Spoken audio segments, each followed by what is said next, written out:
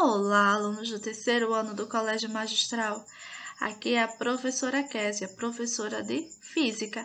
Na aula de hoje faremos a revisão do conteúdo eletromagnetismo. Vamos lá? Temos então, que há muitos séculos os homens eles conheceram um certo tipo de rocha que tinha a propriedade de atrair pequenos pedaços de ferro e interagir consigo mesma. A sua origem, foi em uma região da Grécia Antiga chamada Magnésia. Mais tarde, essa rocha ela foi chamada de magnetita, que é o óxido de ferro, sendo ele um ímã natural. O estudo dos fenômenos relacionados à magnetita leva ao nome de magnetismo. Mas o que são ímãs? São denominados ímãs corpos ou substâncias que atraem metais, principalmente o ferro. São materiais que possuem propriedades magnéticas, caracterizando-os por ter duas regiões distintas, os polos, polo norte e polo sul. Podem ser materiais naturais ou artificiais, e eles possuem propriedades semelhantes à da magnetita, do nosso ímã natural, certo? Vamos agora estudar as propriedades dos ímãs. Temos então que polos magnéticos de mesmo nome se repelem e de nomes contrários se atraem. Portanto, se aproximarmos dois ímãs, veremos que o polo norte repele o polo norte do outro, porém o polo norte de um atrai o polo sul do outro, certo? E o polo sul, também vai repelir o polo sul. Os polos magnéticos de um ímã, eles são inseparáveis. Temos aí a propriedade da inseparabilidade dos polos. Então, experimentalmente, podemos verificar que não existe um ímã com um polo único, certo? Então, se quebrarmos o ímã ao meio, surgirão dois ímãs, certo? Cada um com o polo norte e o polo sul, e assim sucessivamente. Temos ainda, que o polo norte da bússola, que indica a porção norte geográfica, é atraído pelo polo sul magnético da Terra, e o polo sul da bússola é atraído pelo polo norte magnético da Terra, ou seja, polo sul magnético, polo norte geográfico, polo sul geográfico, polo norte magnético. Ainda temos aqui, o campo magnético. Mas o que é um campo magnético? Campo magnético é a região de interação entre dois ímãs que estão próximos entre si. Campo magnético é uma grandeza vetorial. Se ela é uma grandeza vetorial, vai apresentar as três características de um vetor: módulo, direção e sentido.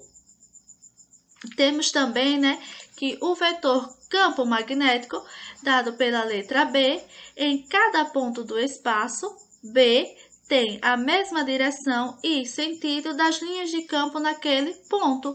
No Sistema Internacional de Unidades, a unidade de campo magnético é o Tesla. Temos ainda, que a representação ela é feita por meio das linhas de campo ou linhas de indução, que são as linhas imaginárias fechadas que saem do polo norte e entram no polo sul. Já no interior do ímã, vamos ter que as linhas de campo elas vão do polo sul para o polo norte. Em cada ponto, certo, de um campo magnético vai ser caracterizado por um vetor campo magnético, denominado vetor indução magnética ou vetor campo magnético, que vai ser sempre tangente às linhas de campo e no mesmo sentido delas. Temos aqui, então, a indução magnética. Denomina-se indução magnética o fenômeno da imantação de um corpo por meio de um ímã. Por exemplo, um prego de ferro, ele, normalmente um prego de ferro é normalmente, então, um corpo não imantado. Porém, se colocarmos ele na presença do ímã, ele vai ter, que o vetor campo magnético do campo criado por esse ímã vai orientar os ímãs elementares do prego, tornando-se, então, fazendo com que esse prego ele seja atraído. Esse prego atraído pelo ímã também se tornará, certo, um ímã. Sendo assim, ele também vai atrair outros pregos pela mesma repetição do fenômeno que citei, que o vetor campo magnético do campo criado por este ímã vai orientar os ímãs elementares no interior do prego. Temos aqui, então, as substâncias ferromagnéticas, que são aquelas substâncias cujos ímãs elementares vão se orientar facilmente quando submetidos à ação de um campo magnético. Temos aí exemplo das substâncias ferromagnéticas, o ferro, o níquel, o cobalto e algumas ligas metálicas. Agora, vamos estudar o eletromagnetismo. Mas o que é o eletromagnetismo? O eletromagnetismo é o ramo da física que estuda os fenômenos magnéticos gerados por uma corrente elétrica. Temos então que os fenômenos eletromagnéticos eles podem ser agrupados em 3 tipos. Primeiro, uma corrente elétrica passa por um condutor e produz um campo magnético ao redor do condutor como se fosse um ímã. 2. Um condutor percorrido por uma corrente elétrica colocado em um campo magnético vai ficar sujeito a uma força. E 3. Um condutor fechado colocado no campo magnético é atravessado por um fluxo magnético que, ao variar, vai provocar no condutor uma corrente elétrica. Esse fenômeno é chamado de indução eletromagnética e vamos ver um pouco mais adiante. Lembrando que, inicialmente, os fenômenos da eletricidade e do magnetismo eram feitos de forma separada. Só muitos anos após as descobertas iniciais, foi que houve a unificação dos 2 estudos, formando assim o eletromagnetismo. Temos agora o efeito magnético da corrente elétrica, a experiência de Oersted. Então, temos que Oersted ele foi um grande investigador dos fenômenos elétricos e magnéticos. Seus trabalhos permitiam a unificação da eletricidade com o magnetismo, como acabei de falar. Então, temos que corrente elétrica é capaz de criar campo magnético. Foi em 1819 que Oersted observou que quando ele colocava a agulha de uma bússola perto de uma corrente elétrica, a agulha ela desviava a sua posição. Então, Oersted lembrou que a agulha magnética suspensa por seu centro de gravidade só se movimentava se estivesse em um campo magnético. Foi aí que ele concluiu que o deslocamento da agulha só podia ser explicada pela formação de um campo magnético em volta do condutor percorrido por uma corrente elétrica. Temos então o campo magnético criado por corrente elétrica num fio retilíneo. Logo, temos que uma corrente elétrica cria ao seu redor um campo magnético, onde vamos ter que a sua intensidade é dada por μ0 dividido por 2π vezes I dividido por R, onde B é o módulo do campo magnético dado em Tesla, I é a intensidade da corrente elétrica em amperes, R é a distância dada em metros. Sendo que o sentido das linhas do campo magnético criado por uma corrente elétrica, certo? é determinado através da regra da mão direita, em que, devemos segurar o condutor com a mão direita, envolvendo com os dedos e mantendo o polegar apontado no sentido da corrente. Aqui a nossa corrente. O sentido das linhas de campo será dado pela indicação dos dedos que envolvem o condutor, certo? A direção do vetor campo magnético é tangente às linhas de campo em cada ponto considerado. Temos aqui, então, a representação, certo? Para o vetor campo magnético. Temos aqui o campo magnético saindo do plano e o campo magnético entrando no plano. Sendo, então, μ0, igual a 2π vezes 10 a menos 7 Tesla vezes metros por amperes, a constante de permeabilidade magnética do vácuo. Temos ainda o campo magnético criado por uma espira circular, onde a sua intensidade é dado por B igual a μ0 dividido por 2 vezes I dividido por R. No caso de uma espira circular percorrida por uma corrente elétrica, também podemos utilizar a regra da mão direita para determinar o sentido do campo. Temos aqui, a sua ilustração. E a direção é perpendicular ao plano da espira, em que R é o raio da espira circular. Temos, então, aqui a ilustração, certo, do campo magnético originado por uma corrente elétrica que passa por uma espira no plano do papel. Aqui, inicialmente, o campo é para fora. Na figura 2, temos campo para dentro, certo?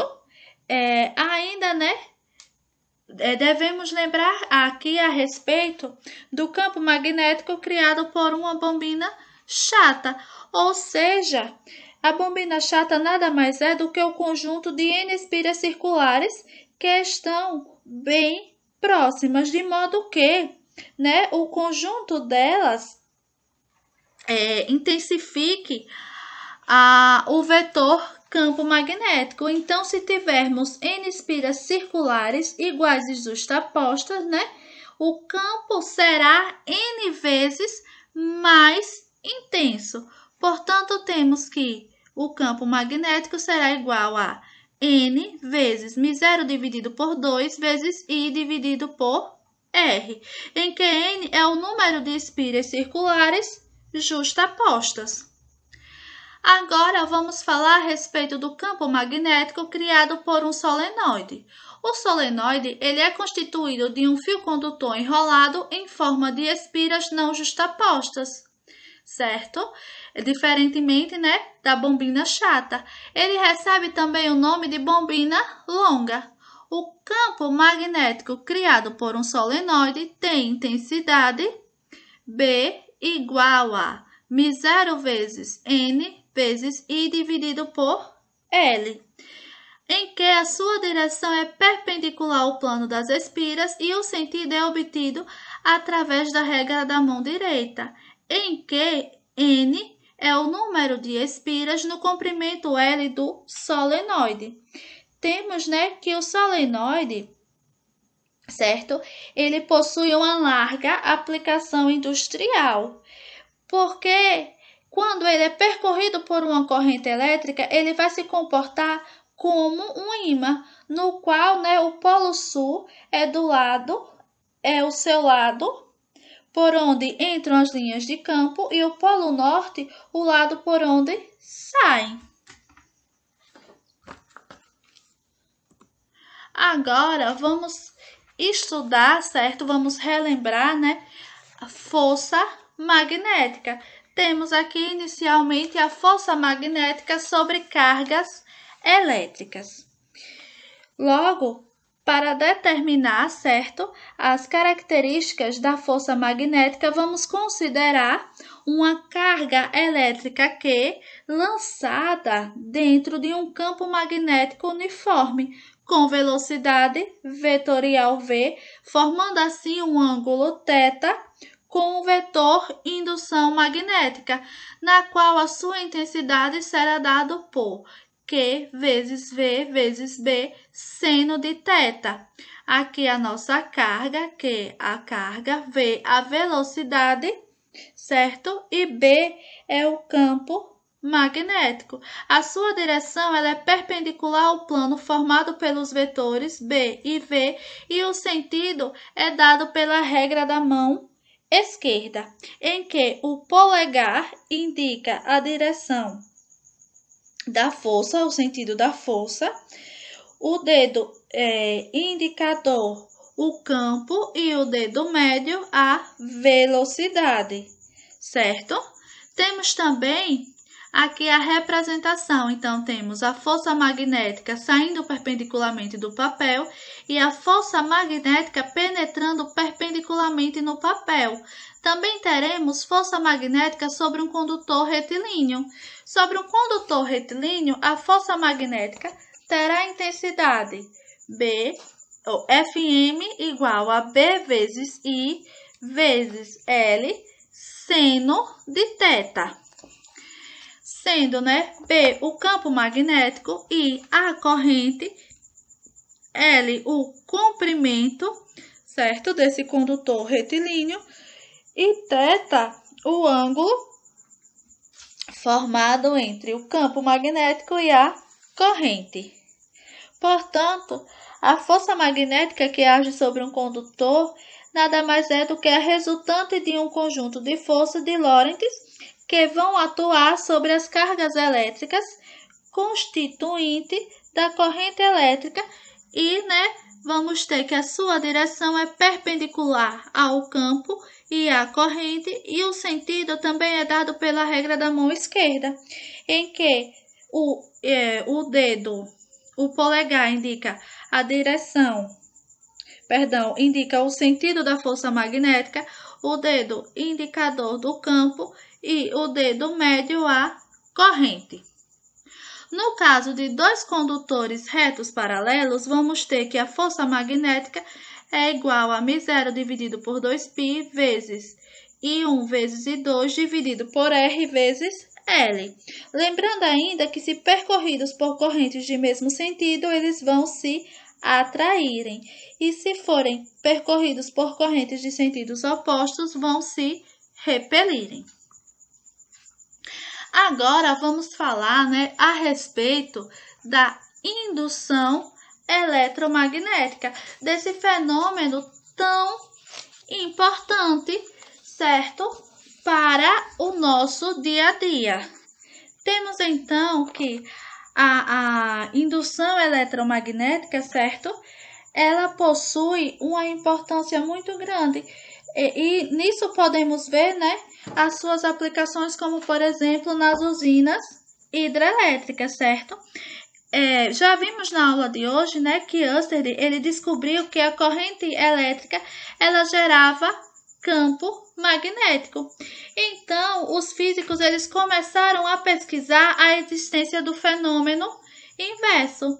Então, devido a algumas dificuldades da época, eles passaram 11 anos fazendo tentativas até que lá em 1831 Faraday ele conseguiu provar que era possível o fenômeno inverso. A partir daí, em um curto intervalo de tempo, o desenvolvimento de estudos e dos usos da eletricidade deu um salto gigantesco.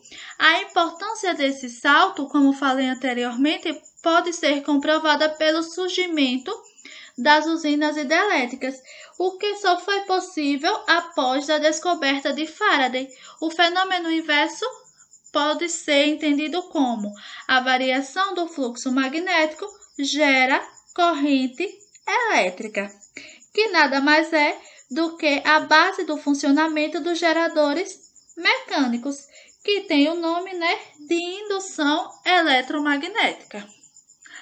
Agora vamos falar a respeito do fluxo magnético. O fluxo magnético é o número de linhas que passam através da superfície de uma expira. A sua intensidade é dado por B vezes S vezes o cosseno de alfa, em que, Φ é a intensidade do fluxo magnético, S é a área da superfície e alfa é o ângulo entre a normal, a superfície da espira e o vetor campo magnético. No Sistema Internacional de Unidade, a unidade do fluxo magnético é o Weber, cujo símbolo é WB. Temos ainda que o número de linhas de campo que atravessam a espira vai depender da intensidade do vetor campo magnético, da área da espira e do ângulo formado entre a normal, a superfície da espira, e o vetor campo magnético. Temos ainda, que as experiências feitas mostram que, se variarmos o fluxo magnético que passa por um circuito fechado, vai surgir uma corrente induzida, ou seja, o fenômeno, da indução eletromagnética. Temos que Michel Faraday, ele descobriu esse fenômeno e pode ser ilustrada, certo? Ao analisarmos a corrente induzida. Temos aqui, então, uma espira, certo? E um ímã. Quando temos, então, um circuito fechado formado por uma espira e um amperímetro, se temos um ímã em repouso, não haverá, certo, passagem de corrente. Se aproximar esse ímã, o amperímetro vai acusar passagem de corrente. Se cessarmos essa passagem, também cessará, certo, a corrente. Temos, então, a lei de Lenz, que diz o seguinte, que o sentido da corrente induzida é tal que os seus efeitos tendem a se opor à variação do fluxo que lhe deu origem. E, por fim, temos a lei de Faraday. A lei de Faraday, ela nos diz que a Φ induzida num circuito é igual ao quociente da variação do fluxo magnético pelo intervalo de tempo decorrido nessa situação. Temos então que a Φ induzida será igual a ΔΦ dividido por ΔT. Voltando um pouquinho aqui, ainda falando a respeito da lei de Lenz, que fala sobre o sentido da corrente induzida, temos que, nesse caso aqui, certo? Ilustrado, a aproximação do ímã vai provocar a variação do fluxo magnético no interior da espira. Então, consequentemente, provocará uma corrente induzida. Porém, a corrente induzida na espira vai gerar nela própria um campo magnético que vai se opor à aproximação do ímã, o que ocorre devido ao princípio da conservação da energia, certo? Portanto, vamos ter, que o sentido da corrente induzida ele vai ser oposto ao da variação do fluxo que a produziu.